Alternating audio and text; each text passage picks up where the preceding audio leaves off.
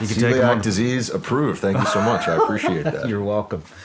But where do you want to start? Do you want to start with the Twitter files? Do you want to start with Title 42? We could do. You are fired up about the Twitter files thing, and I am too. I just think it's interesting that something that should be the biggest story about the media within the general media ecosystem is almost entirely ignored.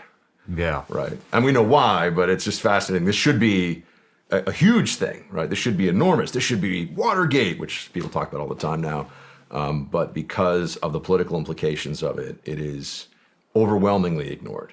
Yeah, they claim to be a balanced platform back in the day, but turns out 99% of the political donations from the company went to Democrats. So what's fascinating, if you step back and look at the evolution of our media, and I take it back to the very beginning. Can I do that? I'm going to go. I do like history a lot, so I spend far too much time in my life, have spent a lot of time wandering around. I like history books that are on sale on the little racks that no one else is looking at in old dusty stores.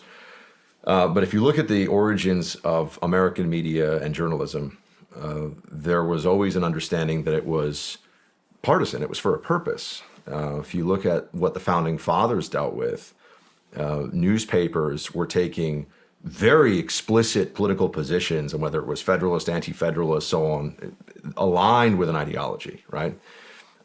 Even to the point where the American Aurora, for example, in Philadelphia, while George Washington's in his first term, is saying that he's a traitor who wants to be king, and this is all going to some of the early debates around the Constitution. So the notion that we used to have this thing of an objective media that was just presenting you the facts, that is actually the initial disinformation in all this. That's not true. That was never true.